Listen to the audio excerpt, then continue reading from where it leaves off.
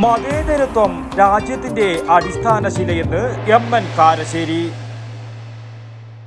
ആരോഗ്യരംഗത്തെ ജനകീയ നാമധേയം പ്രിയദർശിനി ഹോസ്പിറ്റൽ, പയ്യന്നൂർ. രാഷ്ട്രീയത്തിലും പൊതുജീവിതത്തിലും വർദ്ധിച്ചു വരുന്ന മതത്തിന്റെ സ്വാധീനം നമ്മുടെ ജീവിതത്തെ കൂടുതൽ ദുഷ്കരമാക്കുമെന്നും മതേതരത്വത്തിനോടുള്ള നമ്മുടെ പ്രതിബദ്ധത ഇനിയും ശക്തിപ്പെടണമെന്നും എം.എൻ. കാരശ്ശേരി അഭിപ്രായപ്പെട്ടു. അന്നൂർ സഞ്ജയൻ സ്മാരക ഗ്രന്ഥാലയത്തിൽ കെ.പി. കുഞ്ഞിരാമ പൊതുവാൾ അനുസ്മരണ സമ്മേളനത്തിൽ എന്താണ് മതേതരത്വം എന്ന വിഷയത്തിൽ സ്മാരക പ്രഭാഷണം നടത്തുകയായിരുന്നു അദ്ദേഹം. എല്ലാ മതഗ്രന്ഥങ്ങളിൽ നിന്നും, ഗീതയിൽ നിന്നും, ഖുർആനിൽ നിന്നും, ബൈബിളിൽ നിന്നും, ഗുരു ഗ്രന്ഥസാഹിബിൽ നിന്നൊക്കെ അദ്ദേഹം പ്രാർത്ഥനാ ഗീതങ്ങൾ ആലപിക്കുന്നു. ആ പഴയ പ്രാർത്ഥനാ ഗീതത്തിന് രഘുപതി രാഘവ രാജാറാം പതീത പാവന സീതാറാം എന്നുള്ള പാട്ടില് 2 വരി അദ്ദേഹം കൂട്ടിച്ചേർക്കും. ആ വരി ഈശ്വര അല്ല തേരേ നാം സബ്കോ സന്മതി ദേ ഭഗവൻ.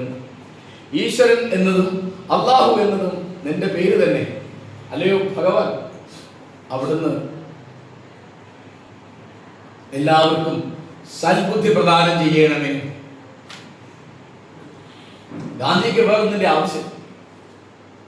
അദ്ദേഹം തന്റെ പിൻഗാമിയായി അവരോധിച്ചത് ജവഹർലാൽ നെഹ്റുവിനെയാണ്. അദ്ദേഹം ദൈവത്തിലോ മതത്തിലോ വിശ്വസിക്കാത്ത ഒരാളാണ്. പക്ഷേ മതസൗഹാർദ്ദത്തിൽ, മതേതരത്വത്തിൽ അദ്ദേഹത്തിന് വിശ്വാസമുണ്ട്. ഗാന്ധിജി ഉപയോഗിക്കുന്ന വാക്ക് മതേതരത്വം എന്നല്ല, സെക്യുലറിസം എന്നല്ല. അദ്ദേഹം പറയാ സർവധർമ്മ സമഭാവം.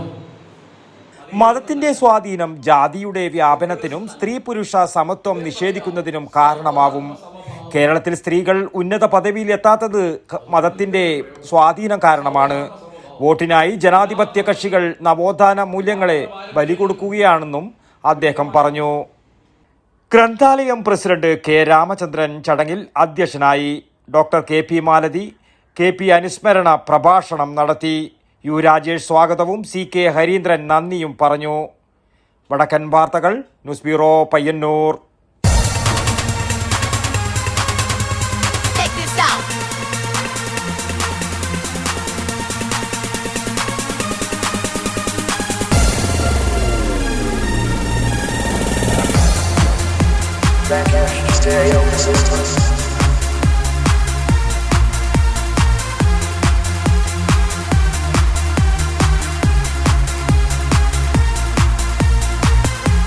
IC Moon Ice Cream, a Janata Charitable Society product.